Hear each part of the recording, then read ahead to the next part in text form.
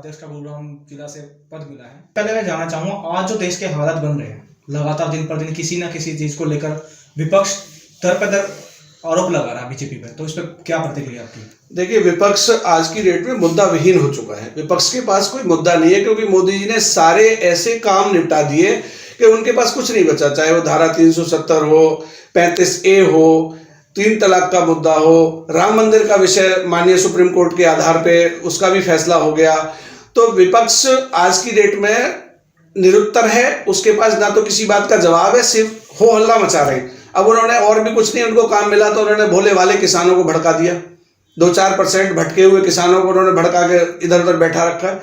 आपको पता है 70% किसान जनसंख्या है हमारे देश की, और उस 70% में से 28 प्रदेशों में से सिर्फ 3 प्रदेशों के 4 या 5% किसान सड़कों पे बैठे हैं। अब वो टिकैत जी कहते हैं कि हम 40 लाख ट्रैक्टरों की रैली लगाएंगे। हमारा ये कहना है कि 44 लाख ट्रैक्टर सिर्फ जोत में टोटल रजिस्टर्ड है देश में, तो 40 लाख ट्रैक्टर क्या सिर्फ टिकैत के हैं जो उनको ले आएंगे? तो ये भटके हुए किसान हैं। और 12 बार की वार्ता पे सरकार ने बार बार इनको बुलाया, बार बार इनसे ये मंत्रणा की कि भाई आप आइए, अगर इसमें कहीं काला शब्द है, काला कानून है तो आप बताइए सी कि काला है क्या। लेकिन बताने के लिए कुछ नहीं है, सिर्फ वो हल्ला मचा रहे हैं। और ये भटकाए हुए विपक्ष है, विपक्ष के भटकाए हुए किसान है।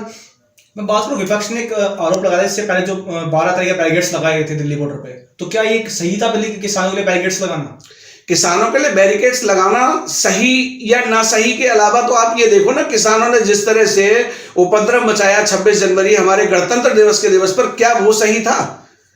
जितना बड़ा उत्पात देश में इन्होंने 26 जनवरी के दिन मचाया, और चंद उत्पाती लोगों ने उसमें भीड़ में घुस के चाहे किसानों का फायदा उठाया या उनको मतलब उनके आंदोलन को अपना हाईजैक करके आंदोलन बनाने का प्रयास किया, तो गलत तो वो भी था ना।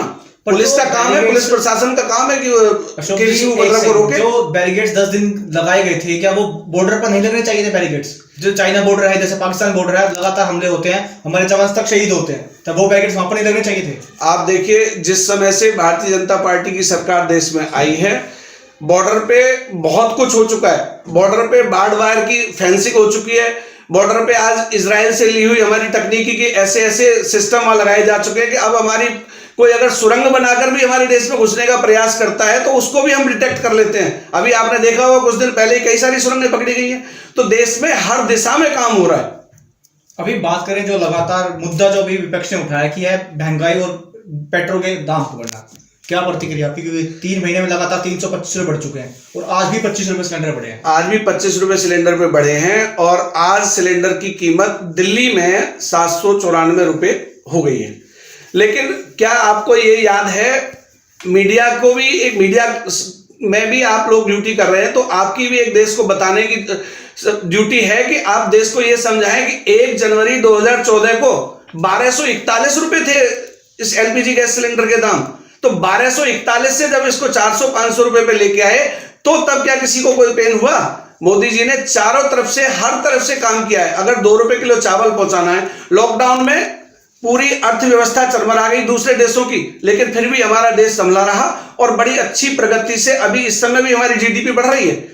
तो सिर्फ ये कह देना कि अगर भाई तेल एक ऐसी चीज है, तेल हम विदेशों से खरीद रहे हैं, तेल हमारे घर में पैदा नहीं हो रहा। 20% हमारी रिक्वायरमेंट का तेल हमारे देश में पैदा होता है, लेकिन 80-90% तेल हम विदेशों से खरीद रहे हैं। अगर ओपेक देशों ने तेल का उत्पादन कम कर रखा है और वहां की वजह से तेल की महंगाई बढ़ रही है, तो आप एक बात देखिए, एक आम आदमी, आप या मेरे जैसा आदमी, मोटरसाइकिल चलाने वाला आदमी एक दिन में 2 लीटर तेल फूंक लेगा?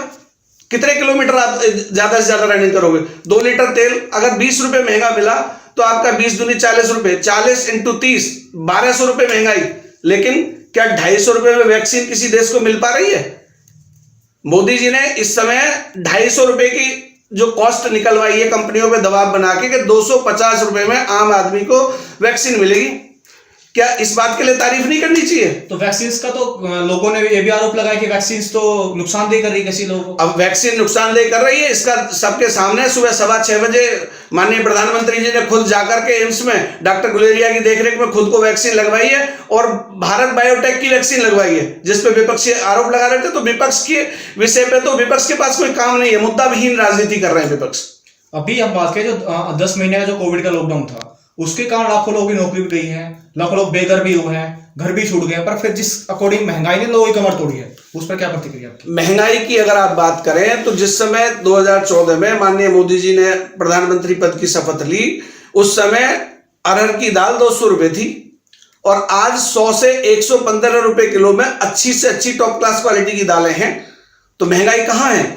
और जिस महंगाई की आप बात कर रहे हो, अगर उस महंगाई को बर्दाश्त करते हुए 1000-1200 रुपए अगर हमारी किचन का खर्चा बढ़ा है और उस खर्चे को बढ़ने से अगर हमारे जवान के सीने पे बुलेट प्रूफ जैकेट आ जाती है, 7-8 किलो की राइफल के बजाय 2-2.5-3 किलो की राइफल अगर उसके कंधे पे मिल जाती है, हमारे देश का जवान अगर आज अपने आप को गौरवान्वित महसूस करता है, सुरक्षित महसूस करता है, तो मुझे तो लगता है कि इस महंगाई को देश बर्दाश्त करने के लिए तैयार है। मैं बात करता हूँ आज का जो मेन मुद्दा भी चल रहा है, मुद्दा चल लोकल पे वोकल। प्रधानमंत्री जी कहते हैं लोकल पे वोकल फोकस है, परंतु आज जो लोकल फोकस हम बात कर रहे हैं, लेकिन जिस प्रकार आज भी लोग जागरूक नहीं है, हर दूसरी कंपनी तरफ प्रोडक्ट से भागते हैं। देखिए,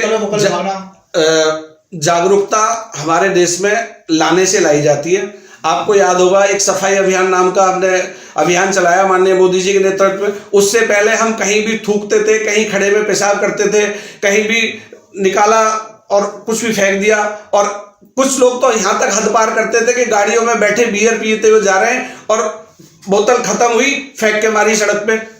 जिस समय से ये स्वच्छता अभियान चला, हर आदमी के दिल में और दिमाग में एक बात घर कर गई। जैसे मेरे जैसा आदमी भी अगर गाड़ी में जा रहा होता और एक नैपकिन अगर मैं कहीं मेरे को कोई यूज करना पड़ गया तो गाड़ी में, तो मैं उसको संभाल के अपनी गाड़ी में रख लेता हूं कि जब कहीं उतरूंगा तो किसी डस्टबिन में डालूंगा।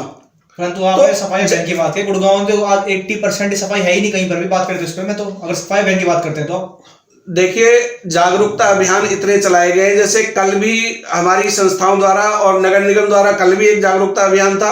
हमारी भी आदतें खराब हैं, हम सुधरेंगे देश सुधरेगा। नगर निगम एक अभियान चलाती है कि एक गीला कूड़ा और सूखा कूड़ा, दो अलग अलग डस्टबिनों में गाड़ियों में खाने बने हुए हैं, लेकिन फिर भी हमारे घरों की गृहिणियां और हम लोग अभी तक इतने अवेयर नहीं हो पाए हैं कि उस गीले और हरे कूड़े और सूखे कूड़े का सेग्रीगेशन नहीं करते, इकट्ठा करते हैं। वो बेचारा गाड़ी पे खड़ा हुआ जो एक वर्कर है वो उस कूड़े को छांटता है। तो अवेयरनेस लानी पड़ेगी। हम देश ने हमें क्या दिया, इसके बजाय हम ये करने का प्रयास करें कि हमने देश को क्या दिया। वही बात करता है, इको ग्रीन की आप जैसे बात कर रहे हो, गिला करो कुछ कूड़े की, तो वहीं पर गाड़ियां काफी लोग कंपनी गाड़ी नहीं पहुंचती समय पर। तो भाई देखिए, ये तो निगम की गलती कहीं ना कहीं डिफॉल्ट दिखता है। ये निगम की कमी हो सकती है और निगम भी अपने लेवल पे हर जगह जा जाके अभियान चलाते हैं और वो भी इस चीज को देखते हैं कहीं पे भी कूड़े कचरे का ढेर है तो, और उन्होंने एक और व्यवस्था दे रखी है, कहीं कूड़े कचरे का ढेर दिखता है तो आप उसका फोटो क्लिक करो और निगम की साइट पर डालो, 2 घंटे में कार्रवाई होती है। सर आज तक तो कोई कार्रवाई हुई नहीं है, हम खुद डाल चुके इस चीज को पोस्ट को लेकर। तो देखिए, अगर आपने निगम में ये बात टैग की है और निगम में इसकी सुनवाई नहीं हो रही है तो हम फिर से जो है माननीय विधायक जी के द्वारा आपकी इस बात को आगे पहुंचाएंगे। तो अभी जो कोरोना वैक्सीन अभी 6 दिन का लॉन्च चल रहा है, इस पर आपकी क्या कहना है? देखिए, अब कोरोना वैक्सीन की स्टेज हमारे देश के लिए एक ऐसी स्थिति आ गई है कि अब 45 वर्ष से 60 वर्ष तक के लोगों के बीच में वैक्सीन लगनी शुरू हो गई है और आम आदमी भी अब जिसको कोई शुगर की बीमारी है, हाइपरटेंशन की बीमारी है, तो वो जाके रजिस्ट्रेशन करा के वहां अपने आप को वैक्सीन लगवा सकता है। और अगर रजिस्ट्रेशन आप ऑनलाइन नहीं भी कर रहे तब भी स्टेशन पे जाके सीधे आप अपने डॉक्यूमेंट्स वहां बता के और उन्हीं से लॉगिन करा के आप जो शाम को 3 बजे तक का समय है उसमें वैक्सीन लगवा सकते हैं। हमारा देश सबसे पहले वैक्सीनेशन में सबसे टॉप पे रहेगा, सबसे पहले हमारे देश के नागरिकों को वैक्सीन मिलेगी। अभी हम बजट की बात करते हैं। बजट आया था, बजट ने मेडिकल को सबसे पहले बेनिफिट बजट को दिया था मेडिकल टाइम में। लेकिन जब बात करें मेडिकल के जो हालत अभी गुड़गांव हरियाणा के अंदर बने हुए हैं, वहां पर सिविल हॉस्पिटल में लोग जाने से डरते कहीं ना मेरी मृत्यु ना हो जाए। देखिए, सिविल हॉस्पिटल पे लोड थोड़ा ज्यादा हमेशा रहता है क्योंकि सिविल हॉस्पिटल सस्ता हॉस्पिटल होता है, नागरिकों के लिए, गरीब लोगों के लिए होता है, इसलिए वहाँ भीड़ तो ज्यादा है। लेकिन सिविल हॉस्पिटल से अच्छी सुविधाएं प्राइवेट हॉस्पिटल्स में भी अभी नहीं है, लेकिन सरकार के दबाव में प्राइवेट हॉस्पिटल्स भी अब सुविधाएं गरीबों को देने लगे हैं। बाकी लेटेस्ट खबरें जानने के लिए चैनल को सब्सक्राइब और बेल आइकन को प्रेस करना ना भूलें।